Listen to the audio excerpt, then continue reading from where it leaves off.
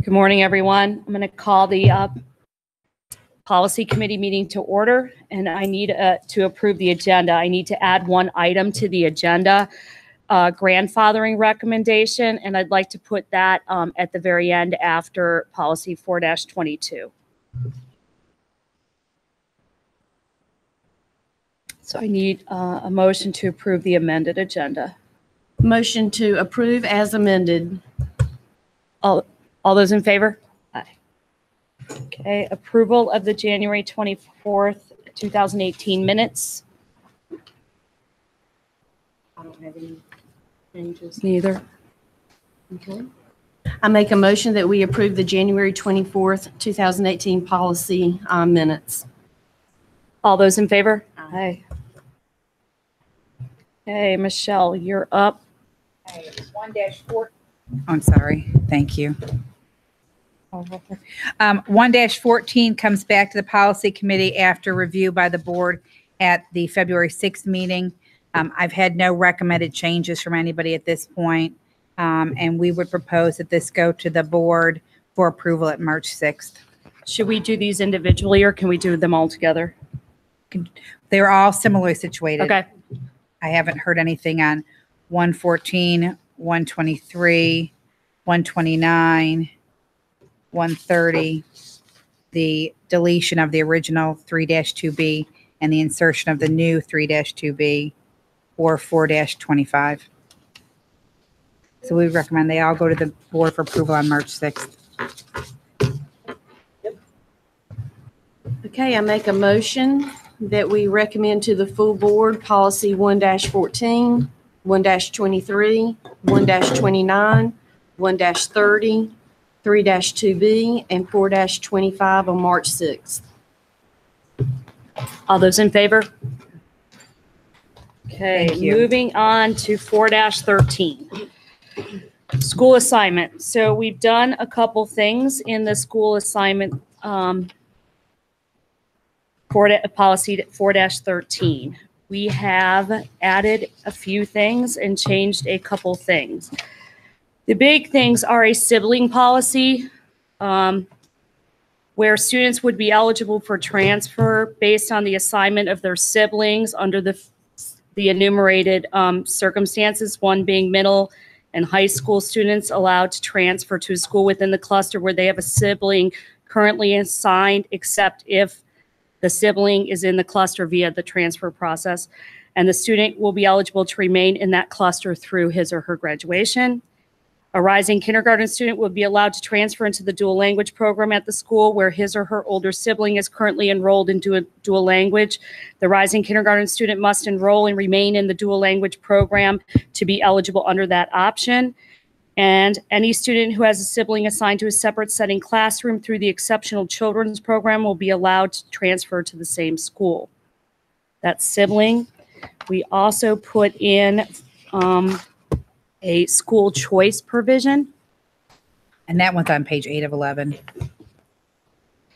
And under that, the superintendent annually would designate schools that were no more than 90% of capacity and open up those schools for a lottery process in which students would be eligible to go to that school. That would begin in the next school year, the 18-19 school year.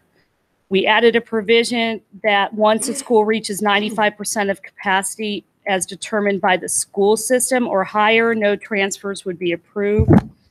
And we also talked about children of employees and changing that provision to allow an employee, children of an employee to apply for transfer to any school within the district, as opposed to any school within the cluster at which that employee works.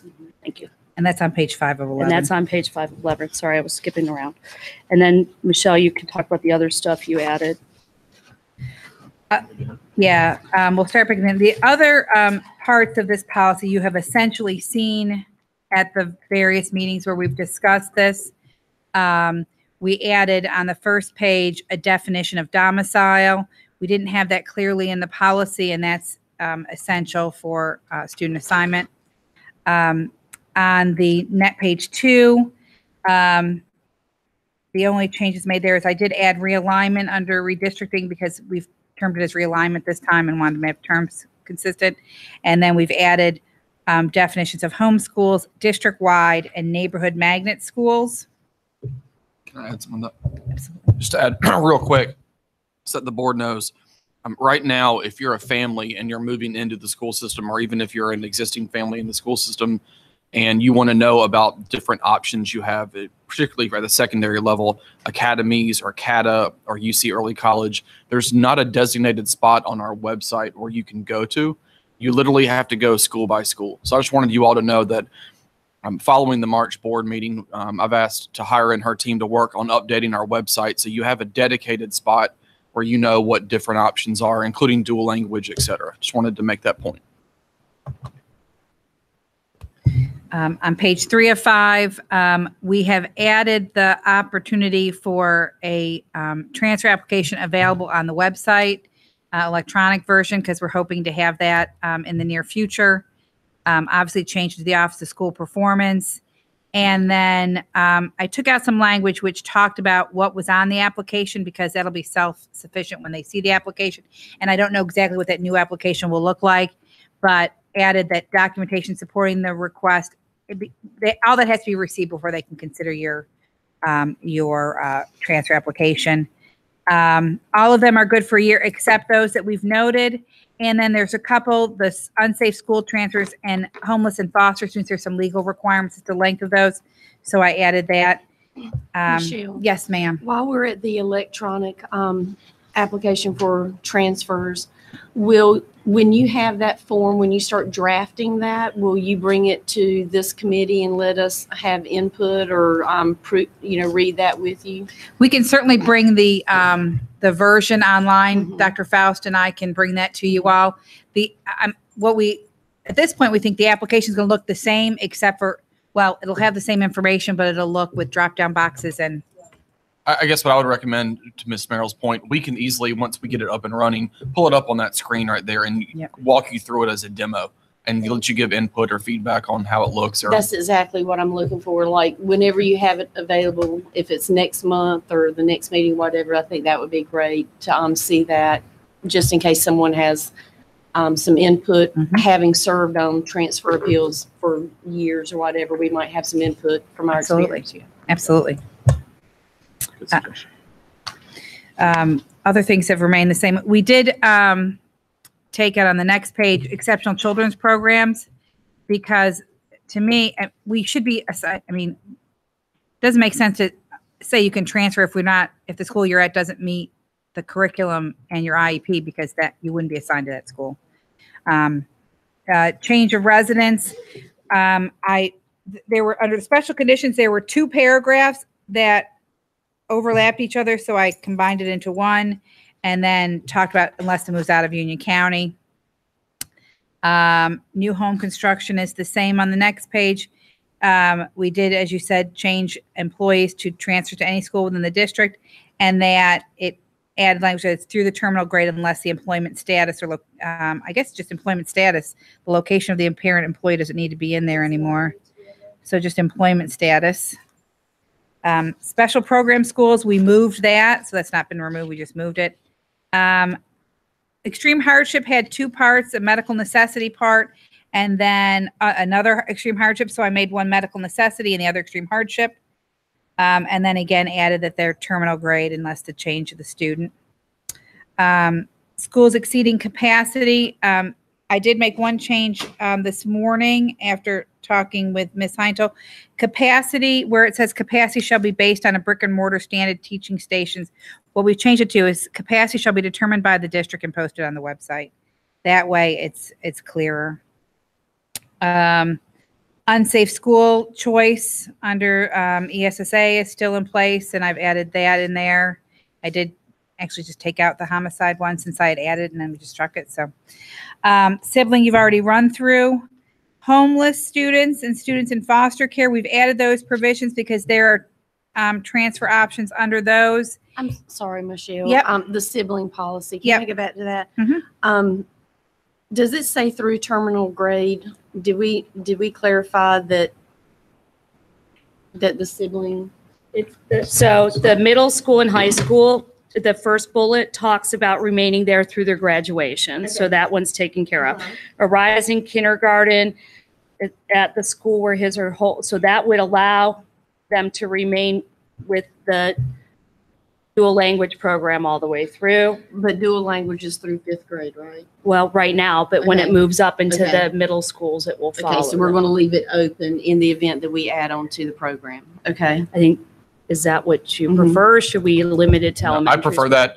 Next year, we have 2 middle schools that will be impacted with rising 6th graders, and we plan to offer dual language services and programs at those 2 schools. What are those 2 schools? Marvin Middle School and Sun Valley Middle School.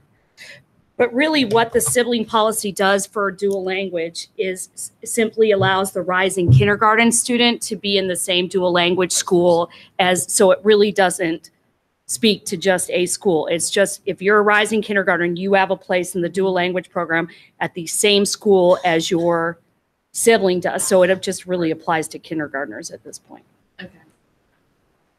And then Which used to be, I read in an email last night, used to be in our information on dual language and somehow got removed this year. And so that was why we had so many inquiries about it. So Okay. that it was always that it said that with the dual language program, they had, right. Okay. Thank you.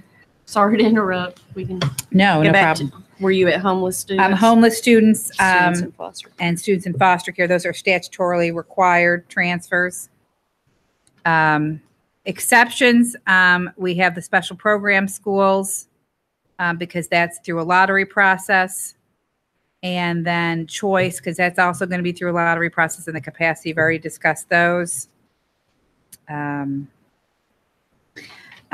page 9 of 11,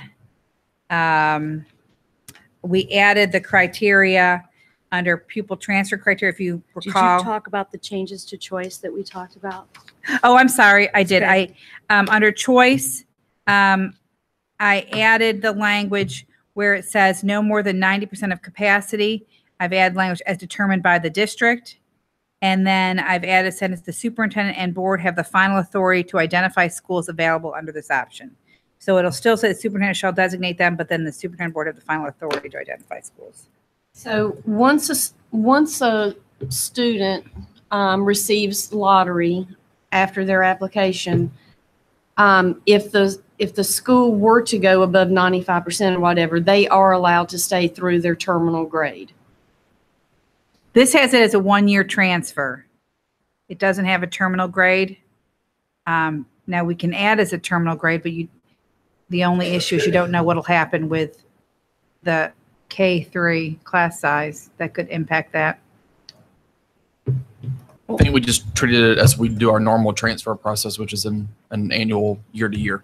And it should work out because our capacities right now are set for full implementation of K through 3 funded allotment in 21, 22. So it should take us there easily. But like most of them, yeah. So you do not see a situation where someone receives a lottery in 2nd grade, but we can't guarantee them they'll be there through 5th grade? Or are we guaranteeing them that they'll be able to finish at that school?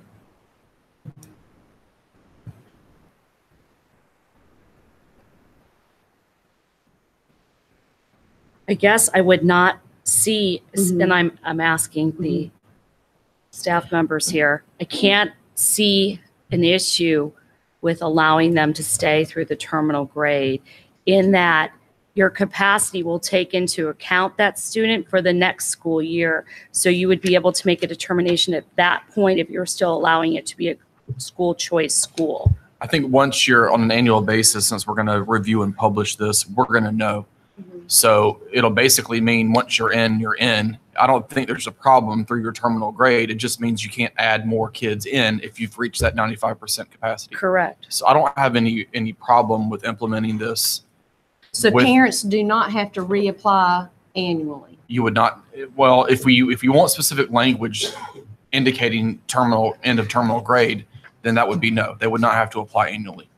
Do you see any reason why we wouldn't do, I mean, what I'm just trying to think it through, why terminal grade wouldn't work. Because if we're looking at it on an annual basis, you would take, so let's say 10 kids got moved into school A under school choice this year. When you go to do the annual review to see what schools are still open for school choice next year, you would take into account those 10 kids being Yes, there.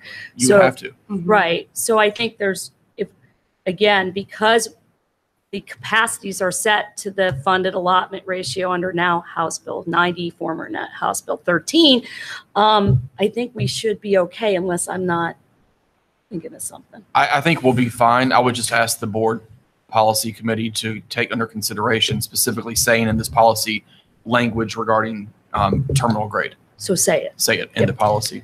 Right. So I just want to clarify, parents or students who do receive the lottery will not have to apply every year. That is correct. It'll Once get you're to in, you're terminal. in. Right. Okay, once you're in, you're in. Okay, then we need to make sure the language reflects that. No, I'm gonna say once you're in, you're in, with the caveat that the same transfer rules will apply. In other words, when you have a current transfer, you have to sign off on documentation saying that you're eligible to meet the following criteria.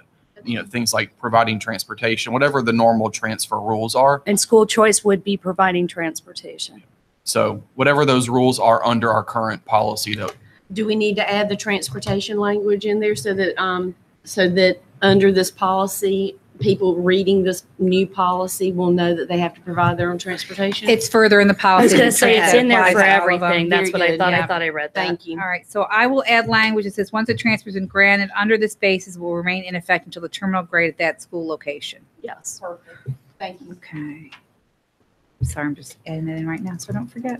And Okay. in the capacity where we say once a school reaches 95% of capacity or higher, that should be as determined by the school system.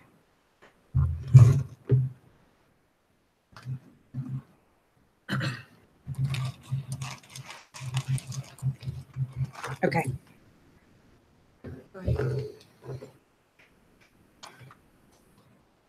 Okay. On page 9 of 11 is the next, and I added the pupil transfer criteria. As you know, board members, we go through that every time you do a transfer hearing, and so that's the criteria that you have to consider when approving a transfer. And then the next page talks about transportation, and then we did add, because Right. it says that it currently says that they expire at the end of the academic year, and then I put unless specifically noted. I guess the only thing that I would bring up under any student who's granted a transfer under this policy will not be eligible for transportation. And just, I don't like to be too confusing, but school choice is going to be a lottery, not a transfer. Or is it considered a transfer under a lottery system? Uh, I think we interpreted that as the latter. It's considered a transfer via lottery. Via lottery. Yeah. Perfect. Okay, I just want to make sure. Now, I know we had discussed criteria that, for the application process. For the lottery. So at some point, when you have that application available, I would really like for that application to come before the committee also. We can, based on feedback I've received from principals and other stakeholders, they were kind of comfortable with using the current criteria that's on page 10 of 11, as opposed to limiting that. And so that was kind of where we were going to go with this. We were going to leave it. This is the current transfer rules as stands. And so we weren't proposed to make many changes. If we do, we'll bring it back to you all. But their biggest one was regarding transportation and the authority to have the transfer revoked, which is number 6. So that was really, that was the feedback we received from our team. The only criteria that we don't have in there that's been talked about in the past, it would fall under paragraph 6, the behavior. The other criteria sometimes that's talked about is attendance, if we're not getting the student there. So we could add language, a student who's granted transfer and whose behavior or attendance is judged to be unacceptable will have it revoked. Yep. That would cover the parents who aren't getting their children there on the transportation piece. This may, I'm not sure how I feel about the word behavior. I mean, do we want to use the language discipline so that it coincides with our, our rules and our policy for like discipline, in-school suspension, out-of-school suspension? How do you feel about? I took behavior to mean discipline issues. Okay, and so you're going to add attendance, which includes tardiness, if parents are getting them their tardy. Yep. Mhm. So everyone's okay with behavior. Okay. I added in parentheses after or attendance, including full and partial day absences. Perfect. Perfect. Yeah, too many early releases too. Question regarding number 9. Okay. Ms. Marshall, number 9, a student that would be granted a transfer if the student requires transportation for an IEP. Do we need to make note anywhere, or does that need to be noted in the Unless policy? required by law. They would not be getting, EC would not necessarily be an issue because we'd be giving them transportation, but homeless and foster students would be. So that's a good catch, Dr. Jones. So I'll add unless required by law. Thank you for catching that.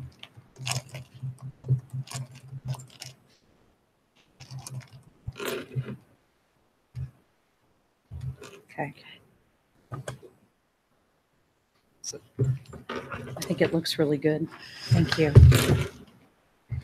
So And is staff, with the addition of school choice, are you prepared, to be able to offer this for the 2018-19 school year?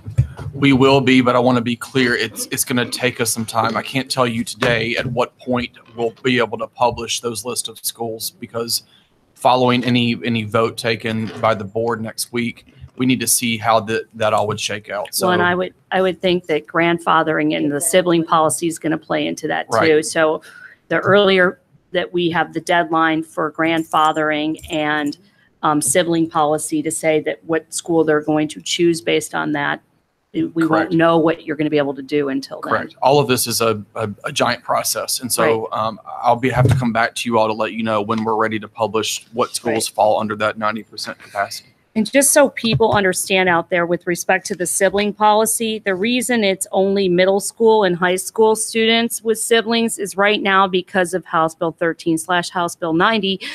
We still have a nut to crack with respect to the K through 3 funded allotment. It is a 4-year phase-in, so it's not going away. It's going to be phased in, and each year the ratios get lower. So we still have something, and we still need to stay on the track of that. So that's why we're not able to include elementary schools in the sibling policy. But we are allowing school choice. So Correct, to help with that. We are helping families with that. So this is great. I think just given given the process, it may just be a little bit later for families to be able to hear what their full options are, as opposed to knowing in May or in April. We're going to be delayed a little bit this year. And that's understandable. So the kind of process from here is typically we make a recommendation out of policy for the review by the board, which could happen at tonight's meeting. And then at the next meeting of the board, it could be approved. So tonight would be review, allow for any comments from the board.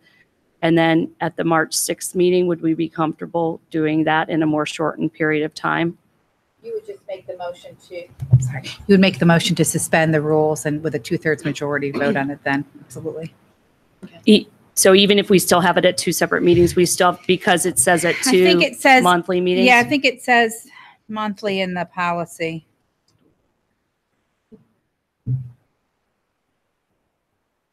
Actually, I'm incorrect. It says, it does say 1 meeting or work session. So you could do it at subsequent board meetings. So you could do it. Okay, and so approve on tonight particular and rules. then on March Correct. 6th. Okay, so a week apart if we want So it. with that being said, depending on what our decision is here in the next few seconds, we could recommend this to the board tonight, meaning that you would need to send this information as soon as possible to the full board for review. It went out I yesterday. sent it out last Okay. night to the full board. So the full Now, there board are has some it for changes, review. so I will highlight those in Just those blue changes, and yeah. send it out again. Yeah, so we need to send that out this morning and let all the board members know that this will be discussed tonight for review. Okay. Yeah, and we posted the agenda last week, so everyone should have seen that agenda.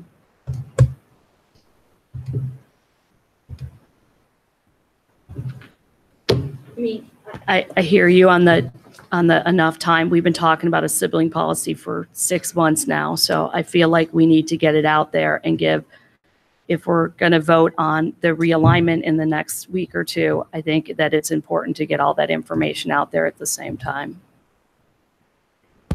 And with the meeting understand that. tonight, I mean, we have a significant number of schools that are going to be under 90 or 95%. So parents need to know that they do have an option if they want to be at that school.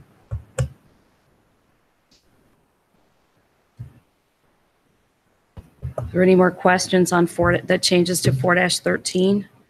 No, I make a motion that we recommend to the full board policy 4-13 for review tonight.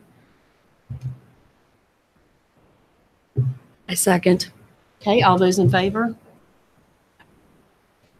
All those opposed? It was 3-0, so Okay. that's why I didn't say opposed. Yeah, I wasn't sure. Yeah. I didn't see. Okay, 4-22. That is the homeless student policy, and because this was up for your regular review, it needed some changes based on statute, and because we were already talking about homeless students under the other policy, it seemed to me to be a perfect fit to add for review tonight. And I'll just kind of walk through it. The beginning, I change kind of obsolete language, CTE and AIG. On the second page, I added some requirements of the statutory requirements to the duties of the homeless liaison that we did not have in our current policy. All of these are added by legal requirements. Page 3 is also legal requirements that we did not have included in our policy. Trying to think if there's anything that wasn't a statutory requirement. There's not. So that's all the changes that were made to that, and then updating some statutory references. I also attached for you the current home administrative guidelines that go with that, and I made some slight revisions to those. We had a lot of the Union County Public Schools and just a lot of kind of cumbersome language that I tried to make more streamlined. And we would recommend that this go to the board for review at March 6th, unless you wanted to do it in the same time frame as the other one. The board hasn't seen this one, though. Is it something you would like it to go on the same timeline?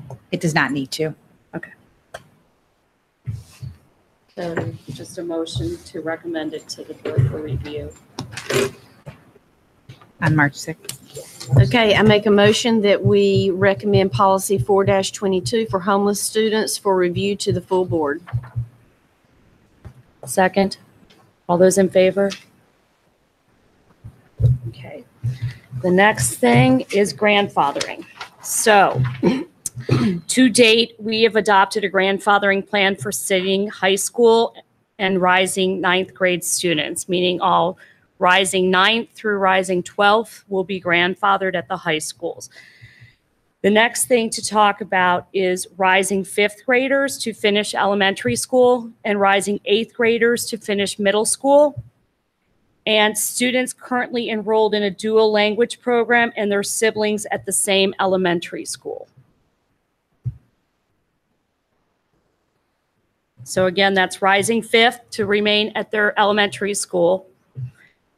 rising 8th to remain to finish middle school, and students currently enrolled in a dual language program and their siblings at the same school, at the same elementary school. Want a motion? Yeah, unless there's we need a motion to talk about it. Yeah.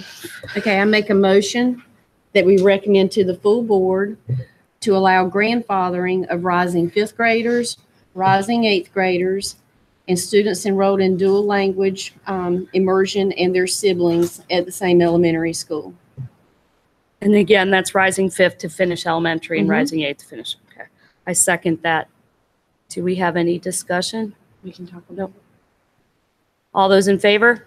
Aye. Okay. The next meeting is Sorry, supposed. just a quick- Would you like, just, I might have missed this. You want that to come tonight? We're To- recommending okay. that to the boards. Got it. Thank Okay, the next thing is the next meeting. We currently have it scheduled for the 28th. We cannot get in here on the 28th, and facilities had to move their meeting on the 21st to another date to be determined. So I would like to move the policy committee meeting to the 21st if everybody's available, and I know I'm kind of throwing that out at the last minute. Is that okay with everybody? 3/21 at 8:30 a.m. Is 8:30 good for you with your drop? No. Okay. What time's better? 9. 9. Okay. So Wednesday, March 21st at 9 a.m. at the PDC. Okay, then I need a motion to adjourn. Motion to adjourn. Second, all those in favor? Aye.